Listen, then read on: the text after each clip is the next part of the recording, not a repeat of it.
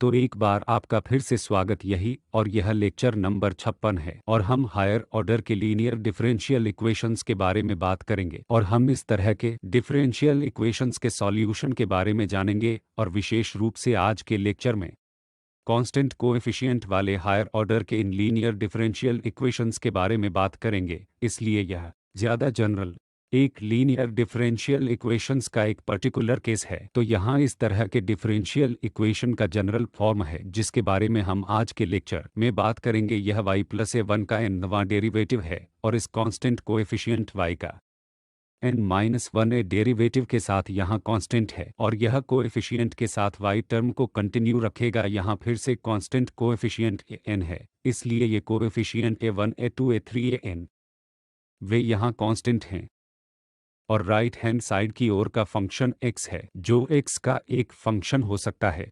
तो ये कांस्टेंट हैं और x का एक फंक्शन है, यह एक कांस्टेंट भी हो सकता है लेकिन सामान्य तौर पर हम x के एक फंक्शन के रूप में ले सकते हैं। इसलिए ऐसे प्रश्न को लीनियर डिफरेंशियल इक्वेशन कहा जाता है क्योंकि यह लीनियर है, इसके डेरिवेटिव के साथ y या y का कोई प्रोडक्ट नहीं है। तो यह एक लीनियर डिफरेंशियल इक्वेशन और nवां ऑर्डर का लीनियर डिफरेंशियल इक्वेशन है। तो जिस जनरल सॉल्यूशन के बारे में हम आज के लेक्चर में बात करेंगे उसमें दो फैक्टर होंगे, एक को कॉम्प्लीमेंट्री फंक्शन कहा जाता है और दूसरे को पर्टिकुलर इंटीग्रल कहा जाता है।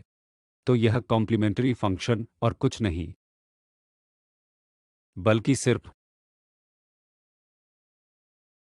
होमोजीनियस इक्वेशन का सॉल्यूशन। होमोजीनियस का मतलब है जब हम इस x 0 को सेट करते हैं तो अनुरूप होमोजीनियस इक्वेशन को इस राइट हैंड साइड को 0 के बराबर सेट करके हम ऐसे इक्वेशन को होमोजीनियस इक्वेशन कहते हैं। और यह कॉम्प्लीमेंट्री फंक्शन यहाँ होमोजीनियस अनुरूप होमोजीनियस इक्वेशन का सॉल्यूशन है जब हम इस राइट हैंड साइड को 0 के बराबर सेट करते हैं। तो हम अगले लेक्चर में इसके बारे में विस्तार से बात करेंगे कि इस होमोजीनियस इक्वेशन का सॉल्यूशन कैसे प्राप्त करते हैं और हम अगले लेक्चर में पर्टिकुलर इंटीग्रल के बारे में भी बात करेंगे। इसलिए पर्टिकुलर इंटीग्रल वह सॉल्यूशन है जो किसी पर्टिकुलर सॉल्यूशन को संतुष्ट करता है जो दिए गए इक्वेशन को इस x से संतुष्ट करता है। तो यह एक पर्टिकुलर सॉल्यूशन है और फिर जब हम कॉम्प्लीमेंट्री फंक्शन या होमोजीनियस इक्वेशन का जनरल सॉल्यूशन ऐड करते हैं तो हम प्राप्त कर सकते हैं। और हम आज के लेक्चर में देखेंगे कि यह दिए गए नॉन होमोजीनियस डिफरेंशियल इक्वेशन का एक जनरल सॉल्यूशन कैसे बनेगा। इसलिए यहाँ चूंकि यह होमोजीनियस इक्वेशन का जनरल सॉल्यूशन है, इसमें n आर्बिट्रेरी कांस्टेंट होंगे।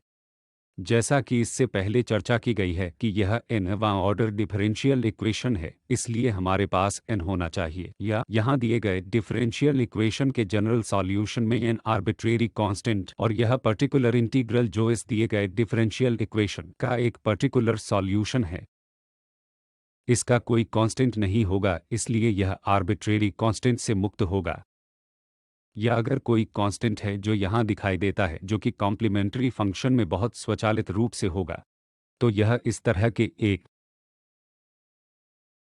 नॉन होमोजीनियस सॉल्यूशन प्राप्त करने का एक तरीका है। इसलिए जब यह x 0 नहीं है तो हम नॉन होमोजीनियस इक्वेशन कहते हैं, जब यह x 0 होता है तो हम होमोजीनियस डिफरेंशियल इक्वेशन कहते हैं। तो यह जनरल सॉल्यूशन दिए गए नॉन होमोजीनियस इक्वेशन का जनरल सॉल्यूशन प्राप्त करने की एक विधि या आसान विधि है कि यदि हम यह कॉम्प्लीमेंट्री फंक्शन प्राप्त कर सकते हैं जो होमोजीनियस इक्वेशन का जनरल सॉल्यूशन है, तो हम देखेंगे कि होमोजीनियस इक्वेशन का जनरल सॉल्यूशन प्राप्त करना बहुत आसान है और फिर हमें केवल एक पर्टिकुलर सॉल्यूशन खोजने की आवश्यकता है जो दिए गए डिफरेंशियल इक्वेशन को संतुष्ट करता हो। और जब हम दोनों को ऐड करते हैं तो हमारे पास स्वाभाविक रूप से ये n आर्बिट्रेरी कांस्टेंट होंगे और आज हम देखेंगे कि यह दिए गए डिफरेंशियल इक्वेशन का एक जनरल सॉल्यूशन बन जाएगा। तो यहाँ कॉम्प्लीमेंट्री फंक्शन क्या है और इस विचार को कैसे प्राप्त करें हम अब देंगे। तो यह जनरल सॉल्यूशन है जैसा कि मैंने इस होमोजीनियस इक्वेशन के बारे में कहा था। होमोजीनियस इक्वेशन का मतलब है इस राइट हैंड साइड की ओर को 0 के बराबर करना और पर्टिकुलर इंटीग्रल में दिए गए डिफरेंशियल इक्वेशन का एक पर्टिकुलर सॉल्यूशन होगा, जिसका मतलब है कि यदि ये कोई पर्टिकुलर सॉल्यूशन है तो यह दिए गए डिफरेंशियल इक्वेशन को संतुष्ट करेगा, इसलिए जब हम यहाँ लेफ्ट हैंड साइड सब्स्टिट्यूट करते हैं यह हमें दाईं ओर x प्राप्त करना चाहिए ताकि यह हमारे दिए गए डिफरेंशियल इक्वेशन को संतुष्ट कर सके। और इसी तरह हमने कॉम्प्लीमेंट्री फंक्शन और पर्टिकुलर इंटीग्रल को परिभाषित किया है और हम पिछली स्लाइड में देख चुके हैं, लेकिन बाद में जब हम इस कॉम्प्लीमेंट्री फंक्शन और पर्टिकुलर इंटीग्रल को जोड़ेंगे तो हम साबित करेंगे। हम मूल रूप से दिए गए नॉन होमोजीनियस डिफरेंशियल इक्वेशन का जनरल सॉल्यूशन प्राप्त करते हैं। इसलिए इससे पहले कि हम उस चर्चा पर जाएं, हमें यहाँ सॉल्यूशन की लीनियर इंडिपेंडेंस का परिचय देना होगा। हालांकि हमने लीनियर अलजेब्रा में एक इंडिपेंडेंस में लीनियर डिपेंडेंस और इसी तरह की अवधारणा के बारे में बात की है, हम यहाँ फिर से दोहराएंगे। इसलिए तो दो फंक्शन y1 और y2 दो लीनियरली इंडिपेंडेंट हैं। इसलिए पहले हम दो फंक्शन के लिए परिचय दे रहे हैं क्योंकि दो फंक्शन के लिए लीनियर इंडिपेंडेंस को देखना बहुत आसान है। यदि एक दूसरे का कांस्टेंट मल्टीपल नहीं है, तो यदि एक फंक्शन हम दूसरे फंक्शन के कांस्टेंट मल्टीप्लिकेशन के रूप में नहीं लिख सकते हैं। उदाहरण के लिए हमारे पास साइन x है और हमारे पास 2 टाइम्स साइन x है, इसलिए वे लीनियरली डिपेंडेंट हैं क्योंकि दूसरा फंक्शन पहले फंक्शन का 2 टाइम्स है। इसलिए लेकिन लीनियरली इंडिपेंडेंट फंक्शन के लिए हम दूसरे के कांस्टेंट मल्टीपल के रूप में नहीं लिख सकते हैं। दूसरे शब्दों में या अधिक औपचारिक रूप से हम चर्चा करते हैं, और यह पहले से ही लीनियर अलजेब्रा में चर्चा की गई थी कि यदि यह c1y1 और प्लस c2y2 c1 c2 कुछ कांस्टेंट हैं, तो यदि यह कॉम्बिनेशन 0 पर सेट हो, तो यदि इसका तात्पर्य है कि यह तभी सत्य है c1 इज इक्वल टू 0 और c2 इक्वल टू 0, तब हम कहते हैं कि यह y1 और y2 लीनियरली इंडिपेंडेंट हैं। और यदि हमें कोई नॉन जीरो सॉल्यूशन प्राप्त होता है जो इस इक्वेशन को संतुष्ट करता है, तब वे लीनियरली डिपेंडेंट होते हैं क्योंकि एक फंक्शन कोई अन्य फंक्शन के संदर्भ में लिखा जा सकता है, इसलिए वे एक दूसरे पर निर्भर रहेंगे। लेकिन जब हम इस बारे में बात करते हैं कि जब यह संयोजन शून्य है, यह तभी संभव है जब c1 0 हो और c2 0 हो। c1 और c2 के कोई अन्य संभावित मूल्य नहीं हैं, तो हम कहते हैं कि ये सॉल्यूशन लीनियरली इंडिपेंडेंट हैं। या दो फंक्शन के मामले में यह जांचना बहुत आसान है क्योंकि आप केवल y1 बाई y2 को दो फंक्शन डिवाइड कर सकते हैं, और यदि यह कांस्टेंट के बराबर नहीं है तो हम कहते हैं कि यह लीनियरली है। ये फंक्शन लीनियरली इंडिपेंडेंट हैं और यह कांस्टेंट के बराबर है, तो फंक्शन लीनियरली डिपेंडेंट हैं। तो इस लीनियर डिपेंडेंस के कुछ उदाहरण के लिए साइन x और कॉस x, जब आप y1 को y2 से डिवाइड करते हैं तो tan x मिलेगा जो कांस्टेंट नहीं है। इसलिए ये साइन x और कॉस x वे लीनियरली इंडिपेंडेंट फंक्शन हैं। एक दूसरा उदाहरण हम साइन 2x के बारे में बात कर सकते हैं, और साइन x, तो यहाँ फिर से अगर हम sign 2x over sign x अनुपात लेते हैं तो यह sign 2x over sign x या 2 साइन x होगा, और कॉस x को साइन x से डिवाइड किया गया है, इसलिए साइन x कैंसिल हो जाते हैं और हमारे पास 2 टाइम्स कॉस x है जो फिर से कांस्टेंट नहीं है। और इसलिए ये संयोजन यहाँ y1 y2 के साथ एक लीनियरली इंडिपेंडेंट सेट भी बनाते हैं। इसलिए साइन 2x और साइन x वे लीनियरली इंडिपेंडेंट हैं। इसके अलावा फंक्शन एक्सपोनेंशियल अल्फा 1x और एक्सपोनेंशियल अल्फा 2x, इसलिए यहाँ भी अगर हम ऐसा अनुपात लेते हैं तो जब अल्फा 1 और अल्फा 2 ये दो अलग अलग नंबर्स, दो अलग अलग रियल नंबर्स हैं, इसलिए ये फंक्शन लीनियरली इंडिपेंडेंट हैं। इसलिए जब अल्फा 1 अल्फा 2 के इक्वल नहीं है तो हमारे पास e पावर अल्फा 1x को e पावर अल्फा 2x, वे लीनियरली इंडिपेंडेंट हैं। कई फंक्शन के लिए लीनियर डिपेंडेंस पर आते हुए, इसका मतलब है कि n फंक्शन के लिए y1 y2 yn और उन्हें लीनियरली इंडिपेंडेंट कहा जाता है। और फिर हम इस परिभाषा को सामान्य कर सकते हैं जिसका उपयोग हमने दो फंक्शन के लिए भी किया है कि यदि यह linear combination c1y1 plus c2y2 plus cny equal to 0 है, यदि यह कॉम्बिनेशन जब 0 पर सेट है, यह तभी संभव है जब ये सभी c 0 हों, तब हम कहते हैं कि ये सेट लीनियरली इंडिपेंडेंट हैं या ये फंक्शन लीनियरली इंडिपेंडेंट हैं। इसलिए फिर से यह बहुत औपचारिक परिभाषा है और यह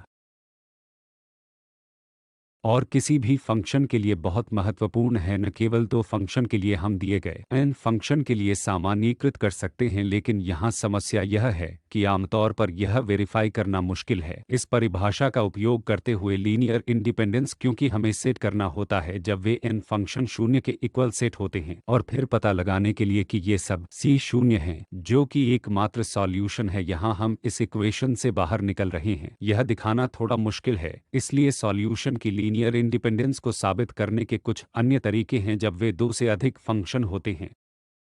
और एक अवधारणा जो कि रॉनस्कियन के बाद से इस लीनियर इंडिपेंडेंस को साबित करने के लिए बहुत उपयोगी है, जो कि W है। यह रॉनस्कियन के लिए नोटेशन है। हम 1 मिनट में परिभाषित करेंगे कि रॉनस्कियन क्या है। इसलिए यदि इस y1 y2 y3 yn function का यहाँ रॉनस्कियन शून्य नहीं है, यदि यह रॉनस्कियन नॉन जीरो है, तो वे लीनियरली इंडिपेंडेंट हैं। और यह रॉनस्कियन क्या है? यह यहाँ एक डिटर्मिनेंट है जिसका मूल्यांकन इस तरह किया जाता है। इसलिए यहाँ पहली raw y1 y2 y3 yn, दूसरी रॉ में उनका डेरिवेटिव होगा, तीसरी रॉ में फिर से सेकेंड ऑर्डर डेरिवेटिव होगा, और इस nवां रॉ में n-1 nवां ऑर्डर डेरिवेटिव होगा। इसलिए जब हम इस डिटर्मिनेंट को कंप्यूट करते हैं और हम देखते हैं कि यह शून्य के इक्वल नहीं है, तो ये फंक्शन लीनियरली इंडिपेंडेंट हैं। इसलिए यह लीनियर इंडिपेंडेंस की जांच करने का एक तरीका है जब वे दो से अधिक फंक्शन होते हैं।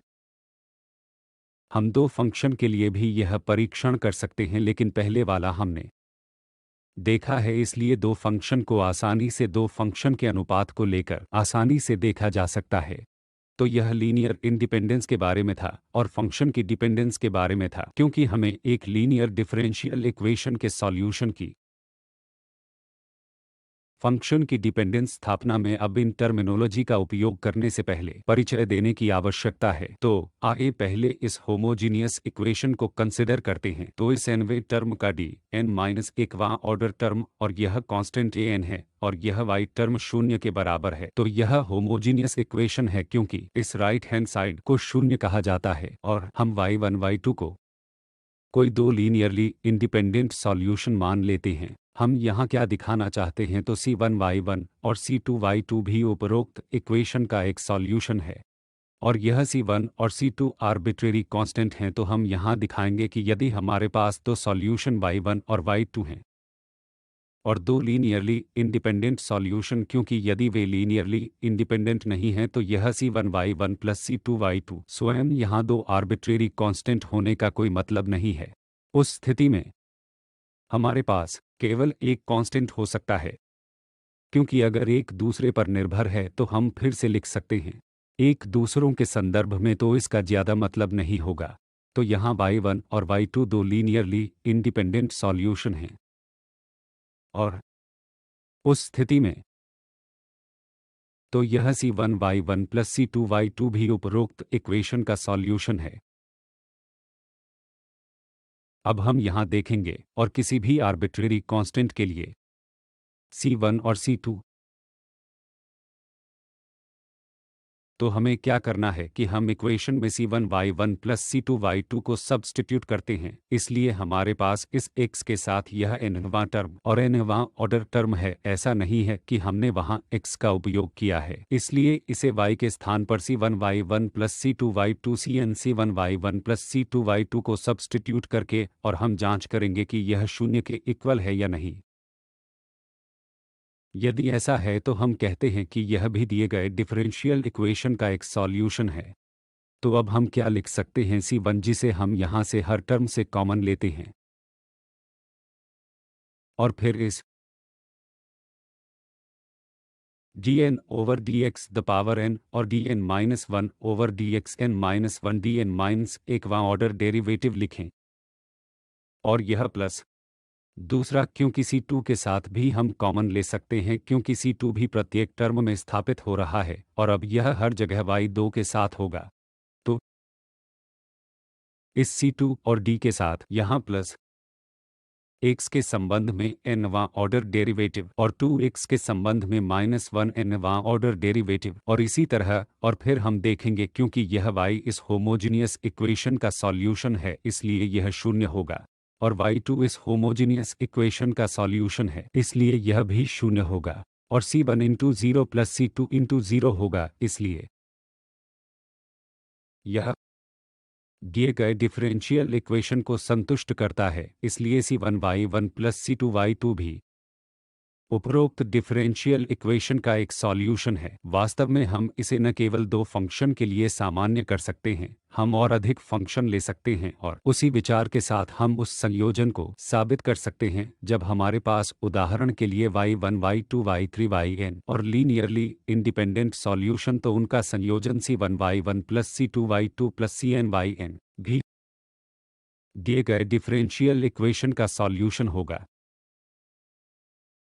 तो यहाँ यह सामान्यीकरण है कि यह y1 y2 y3 homogeneous differential equation के लीनियरली इंडिपेंडेंट सॉल्यूशन हो, और उस स्थिति में C1 y1 plus C2 y2 और इसी तरह और C1 y1 Cn yn भी दिए गए डिफरेंशियल इक्वेशन का सॉल्यूशन होगा, और न केवल वह सॉल्यूशन जो हमने अभी जनरल सॉल्यूशन के इस टर्म में उपयोग किया है, दिए गए होमोजीनियस डिफरेंशियल इक्वेशन का जनरल सॉल्यूशन, क्योंकि यह दिए गए डिफरेंशियल इक्वेशन का एक सॉल्यूशन है जिसे हम साबित कर सकते हैं जैसे हमने दो फंक्शन के लिए किया है, और इस सॉल्यूशन में एन आर्बिट्रेरी कांस्टेंट है, इसलिए जनरल सॉल्यूशन के लिए भी हमारी परिभाषा यही थी जो पहले प्रस्तुत की गई थी। और इस मामले में जब हमारे पास सॉल्यूशन में ये n आर्बिट्रेरी कांस्टेंट हैं और यह इक्वेशन को संतुष्ट करता है, जिसका मतलब है कि यह सॉल्यूशन है, इसलिए हम इसे जनरल सॉल्यूशन कह सकते हैं। और ये आर्बिट्रेरी कांस्टेंट हैं, इसलिए C1 C2 C3 एक आर्बिट्रेरी कांस्टेंट हैं। तो इसके साथ अब हमने देखा है कि अगर हम होमोजीनियस डिफरेंशियल इक्वेशन के इन n लीनियरली इंडिपेंडेंट सॉल्यूशन पा सकते हैं, तो उनका लीनियर कॉम्बिनेशन भी सॉल्यूशन होगा, या वास्तव में यह दिए गए डिफरेंशियल इक्वेशन का जनरल सॉल्यूशन होगा। अब एक और महत्वपूर्ण परिणाम जिसे हम अभी कंसिडर करेंगे, जिसे अभी देखेंगे। इसलिए यदि U यहाँ एसोसिएटेड होमोजीनियस इक्वेशन का जनरल सॉल्यूशन है, तो हम होमोजीनियस इक्वेशन के सॉल्यूशन के बारे में बात कर रहे हैं। फिर से याद करते हैं कि होमोजीनियस इक्वेशन वे होते हैं जब राइट हैंड 0 पर सेट होता है, तो आप उस होमोजीनियस इक्वेशन को संतुष्ट करते हैं और यह दिए गए डिफरेंशियल इक्वेशन का कोई अन्य फंक्शन या कोई पर्टिकुलर सॉल्यूशन हो। तो यहाँ हमने ये दो सॉल्यूशन लिए हैं। U एक सॉल्यूशन है या जनरल सॉल्यूशन है जिस पर हम पहले ही चर्चा कर चुके हैं। जब हमारे पास n लीनियरली इंडिपेंडेंट सॉल्यूशन होता है, उनका कॉम्बिनेशन बिल्कुल C1 y1 plus C2 y2 और इसी तरह होता है, यह होमोजीनियस इक्वेशन का उनका जनरल सॉल्यूशन होगा। और यहाँ हमने एक और फंक्शन लिया है v, ये दिए गए डिफरेंशियल इक्वेशन का कोई पर्टिकुलर सॉल्यूशन है, इसलिए दिए गए डिफरेंशियल इक्वेशन का अर्थ दिया गया नॉन होमोजीनियस डिफरेंशियल इक्वेशन है जब राइट हैंड साइड 0 के इक्वल नहीं है। तो हम यहाँ जो देखेंगे वह यह है कि जब हम इन दोनों को ऐड करते हैं तो यह U प्लस V होता है। इसलिए यह आप होमोजीनियस इक्वेशन के लिए, जिसे हम वास्तव में कॉम्प्लीमेंट्री इक्वेशन कहते हैं, और दिए गए डिफरेंशियल इक्वेशन के पर्टिकुलर सॉल्यूशन को हम पर्टिकुलर इंटीग्रल कहते हैं। इसलिए जब हम इस CF और PI को कॉम्प्लीमेंट्री फंक्शन और इस पर्टिकुलर इंटीग्रल को ऐड करते हैं, यहाँ की तरह यह दिए गए डिफरेंशियल इक्वेशन का एक जनरल सॉल्यूशन तैयार करेगा। कि यह कैसे जांचा जाए कि यह एक जनरल सॉल्यूशन है या नहीं? इसका सॉल्यूशन एन आर्बिट्रेरी कांस्टेंट होना चाहिए कि U में स्वयं आर्बिट्रेरी एन आर्बिट्रेरी कांस्टेंट है और इसे दिए गए डिफरेंशियल इक्वेशन को संतुष्ट करना चाहिए। इसलिए अब हम यह साबित करने के लिए जांच करेंगे कि यह एक जनरल सॉल्यूशन है कि यह U प्लस V दिए गए डिफरेंशियल इक्वेशन को संतुष्ट करता है। यदि यह दिए गए डिफरेंशियल इक्वेशन को संतुष्ट करता है, और फिर स्वाभाविक रूप से इसमें एन आर्बिट्रेरी कांस्टेंट हैं क्योंकि U में स्वयं एन आर्बिट्रेरी कांस्टेंट हैं, तो यह दिए गए डिफरेंशियल इक्वेशन का एक जनरल सॉल्यूशन होगा। तो उसके लिए हम इस इक्वेशन को लेफ्ट हैंड साइड के इक्वेशन पर कंसिडर करेंगे और इस U प्लस V को इक्वेशन में सब्स्टिट्यूट करेंगे। इसलिए यहाँ हमारे पास यह nवां ऑर्डर डेरिवेटिव है जिसमें U प्लस V n-1 nवां order derivative U plus V है, और यह an U प्लस V। तो यहाँ हमने इस D को लीनियरली इंडिपेंडेंट के रूप में लिया है। यहाँ ए वेरिएबल d1x भी ले सकता है। इसलिए अब इस केस में चूंकि हमने d को यहाँ ले लिया है, इसलिए मान लेते हैं कि ud एक फंक्शन है और v भी d का फंक्शन है। इसलिए यहाँ हम जांचना चाहते हैं कि यह u प्लस v दिए गए डिफरेंशियल इक्वेशन को संतुष्ट करता है या नहीं। याद रखें, यह u होमोजीनियस इक्वेशन का सॉल्यूशन है और v नॉन होमोजीनियस का कोई सॉल्यूशन है। यह नॉन होमोजीनियस डिफरेंशियल इक्वेशन देता है। तो हम इन लीनियर का उपयोग यहाँ कर सकते हैं ताकि डेरिवेटिव जब u प्लस v पर लागू हो तो हम यह डेरिवेटिव u प्लस डेरिवेटिव पर v पर प्राप्त कर सकते हैं। और फिर हम वास्तव में यहाँ दो भागों में ब्रेक कर सकते हैं, एक यहाँ इस u के साथ और दूसरा v के साथ। इसलिए हमने इस डिफरेंशियल इक्वेशन के साथ इसके u को दो भागों में लिखा है और v को फिर से इसी के साथ हम डिफरेंशियल इक्वेशन के लेफ्ट हैंड साइड लिखा है। और अब अगर हम देखें, क्योंकि यह होमोजीनियस इक्वेशन को संतुष्ट करता है,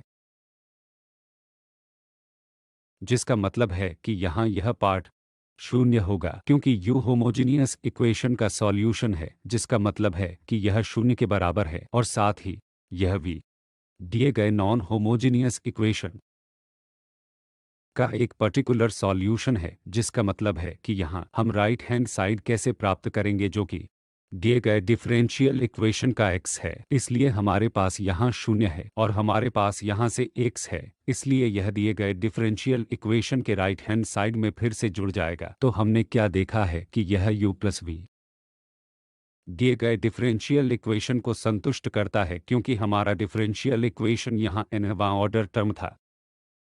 अब y के साथ और फिर n-1 nवां ऑर्डर टर्म और कोएफिशिएंट्स a1 और इसी तरह के साथ ny और x के बराबर है, यह दिया गया डिफरेंशियल इक्वेशन था। फिर हमने इन दो सॉल्यूशन को लिया है, एक u था जो इसे संतुष्ट करता है, होमोजीनियस इक्वेशन, और दूसरा v था जो पूर्ण इक्वेशन को संतुष्ट कर रहा था। इसलिए यहाँ u के साथ u इससे शून्य मिल रहा है और जब v के साथ इस डिफरेंशियल इक्वेशन से यहाँ x मिल रहा है और वे फिर से x में ऐड हो रहे हैं, तो यह u प्लस v दिए गए डिफरेंशियल इक्वेशन को संतुष्ट करता है। और इसमें n आर्बिट्रेरी कांस्टेंट है, क्योंकि इस u में n आर्बिट्रेरी कांस्टेंट है, इसलिए यह u प्लस v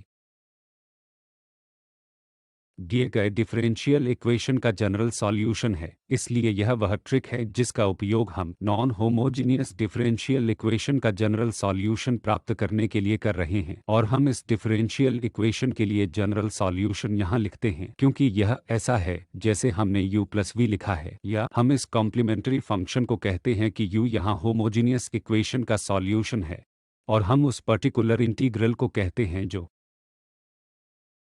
दिए गए नॉन होमोजीनियस इक्वेशन का एक पर्टिकुलर सॉल्यूशन है। और अब हम इस CF के उत्तर को भी देखेंगे। दिए गए डिफरेंशियल इक्वेशन का एक पर्टिकुलर सॉल्यूशन खोजना भी आसान है, और जब हम दोनों को ऐड करते हैं तो हमें वास्तव में दिए गए डिफरेंशियल इक्वेशन का जनरल सॉल्यूशन मिलता है। इसलिए अब क्योंकि हम आगे के लेक्चर में कॉम्प्लीमेंट्री फंक्शन और पर्टिकुलर इंटीग्रल के इन सॉल्यूशन के बारे में बात करेंगे, यहाँ हम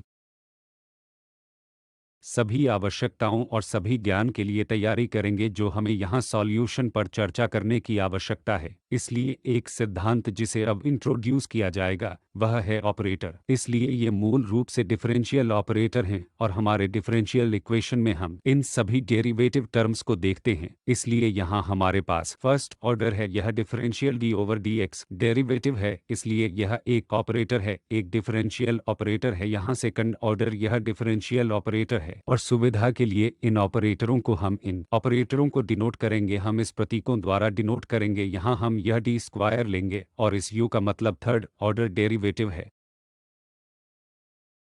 तो यहाँ इन ऑपरेटरों की शुरुआत के साथ अब हम देखेंगे कि ऑपरेटरों का यह प्रोडक्ट, यहाँ प्रोडक्ट का मतलब है d माइनस अल्फ़ा। अल्फ़ा एक कांस्टेंट, बीटा है एक और कांस्टेंट है, इसलिए d minus alpha d minus beta जब हम y पर ऑपरेट करते हैं यह वैसा ही है जैसा पहले हम d माइनस अल्फ़ा को ऑपरेट करते हैं और फिर इस d माइनस बीटा को ऑपरेट करते हैं। तो यहाँ हम देखेंगे कि इन ऑपरेटरों का यह प्रोडक्ट यह वही है, चाहे हम यहाँ पहले डी माइनस बीटा अप्लाई करते हैं या हम डी माइनस अल्फ़ा अप्लाई करते हैं, इससे कोई फर्क नहीं पड़ता। राइट हैंड साइड और लेफ्ट हैंड साइड की वैल्यू समान है,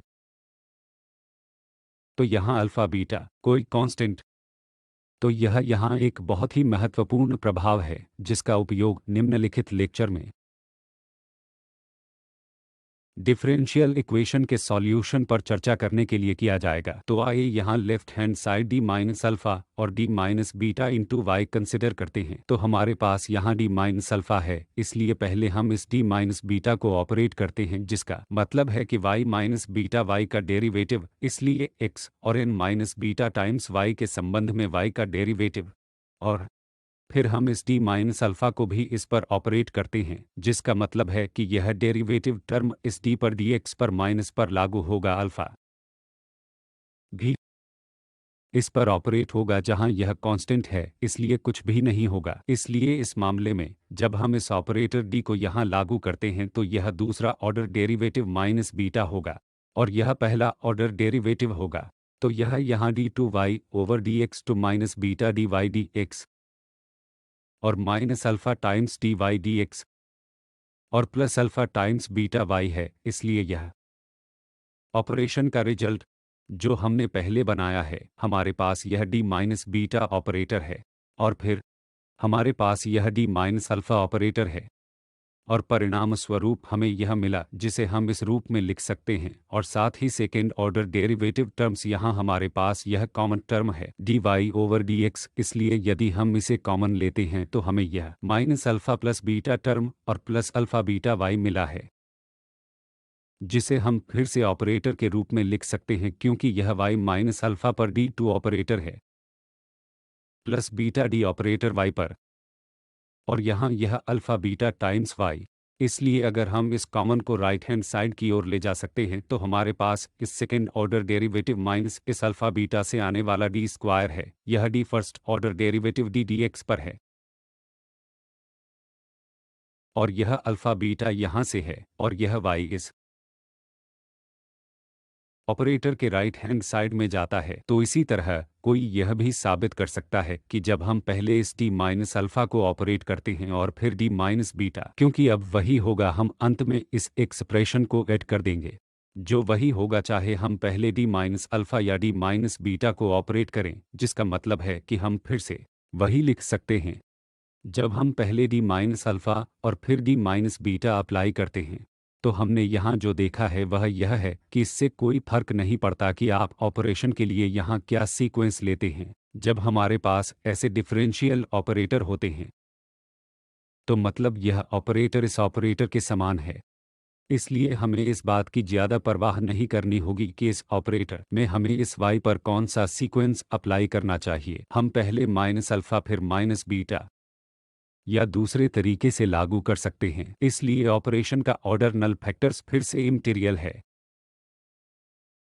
हम पिछली स्लाइड में यह भी ध्यान देंगे कि D minus beta D minus alpha है या दूसरी तरह से D minus alpha D minus beta इसके बराबर है D square minus alpha plus beta D plus alpha beta है। यहाँ क्या ऑब्जर्वेशन है कि यह प्रोडक्ट यहाँ प्रोडक्ट की तरह काम कर रहा है। हालांकि ये डी ऑपरेटर हैं, वे नंबर्स नहीं हैं, लेकिन यहाँ उन्हें यहाँ नंबर के रूप में माना जा रहा है क्योंकि अगर हम इस D minus beta D minus alpha का प्रोडक्ट को बनाते हैं तो क्या होगा, यहाँ डी डी होगा, इसलिए यह डी स्क्वायर होगा। हालांकि यह डी स्क्वायर डी का प्रोडक्ट नहीं है और डी इसके सेकेंड ऑर्डर डेरिवेटिव हैं और फर्स्ट ऑर्डर डेरिवेटिव हैं, तो यहाँ डी को डी से मल्टीप्लाई किया जाता है, इसलिए हमारे पास इसके साथ डी स्क्वायर है जो वहाँ डी स्क्वायर दे रहा है और फिर हमारे पास minus alpha times D terms minus beta times D होगा, जिसे हमने यह अल्फ़ा प्लस बीटा डी लिखा है और फिर अल्फ़ा बीटा का यह प्रोडक्ट अल्फ़ा बीटा देगा और यह सब कुछ वाई पर अप्लाई होगा। तो यहाँ क्या दिलचस्प है, हालांकि डी यहाँ एक ऑपरेटर है और डी डी में है, जो हम यहाँ लिख रहे हैं डी स्क्वायर, उनका एक अलग मतलब है क्योंकि यहाँ यह डेरिवेटिव है और फिर से डेरिवेटिव, इसलिए 2 टाइम्स यह डेरिवेटिव, इसलिए यहाँ D square square 2 times derivative भी है जो सेकंड ऑर्डर डेरिवेटिव के लिए हमारा सिंबल है, इसलिए यहाँ यह प्रोडक्ट उसी तरह काम कर रहा है जैसे हम संख्याओं के साथ काम करते हैं, और इस प्रकार हमारे पास इन ऑपरेटरों की अच्छी प्रॉपर्टी भी है, इसलिए हम बिना किसी चिंता के यहाँ कर सकते हैं। हम वास्तव में इस डी को एक वास्तविक संख्या के रूप में मानते हुए प्रोडक्ट करते हैं, इसलिए और क्योंकि हमने देखा है कि ये दोनों समान हैं और यह सिर्फ इसी का प्रोडक्ट है। अगर हम भूल जाते हैं कि यह डी यहाँ एक ऑपरेटर है, तो हम केवल अलजेब्रिक मल्टीप्लिकेशन कर सकते हैं, जो हम जनरल रूप से भी कर सकते हैं जब हमारे पास यह nवां ऑर्डर डिफरेंशियल इक्वेशन है, जैसा कि इस ऑपरेटर में लिखा गया है। पावर n का मतलब है nवां ऑर्डर डेरिवेटिव, यहाँ a1 n-1 nवां ऑर्डर डेरिवेटिव a2 nवां ऑर्डर डेरिवेटिव, और इस तरह राइट हैंड साइड पर हमारे पास यह x है।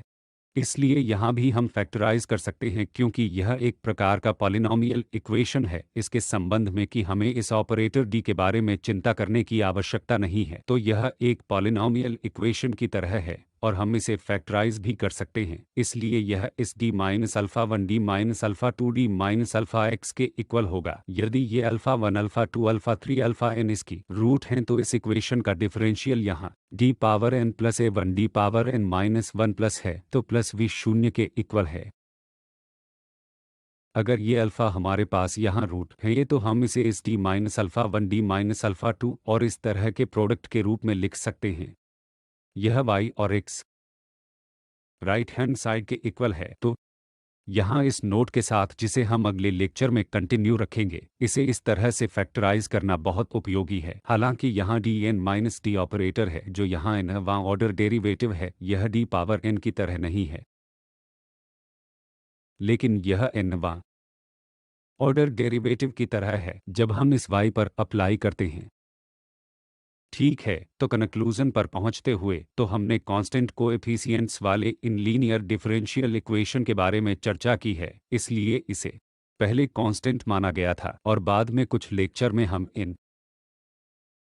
ज्ञात कांस्टेंट के बारे में भी बात करेंगे। जनरल सॉल्यूशन जो हमने देखा है, इस तरह के नॉन होमोजीनियस इक्वेशन का जनरल सॉल्यूशन प्राप्त करने का एक तरीका कॉम्प्लीमेंट्री फंक्शन को ढूंढना है। कॉम्प्लीमेंट्री फंक्शन इस इक्वेशन के सॉल्यूशन के अलावा कुछ भी नहीं है जब हम इस x को शून्य पर सेट करते हैं और फिर पर्टिकुलर इंटीग्रल जो इस दिए गए नॉन होमोजीनियस डिफरेंशियल इक्वेशन का एक पर्टिकुलर सॉल्यूशन है। और जो हमने देखा है वह यह है कि जब हम ऑपरेटर फॉर्म में लिखते हैं तो हम इस D power n a1 D n minus 1 को पॉलिनॉमियल की तरह अलजेब्राई इक्वेशन के रूप में मान सकते हैं, और जब हम इसका रूट जान लेते हैं तो हम इस इक्वेशन को फैक्टराइज कर सकते हैं।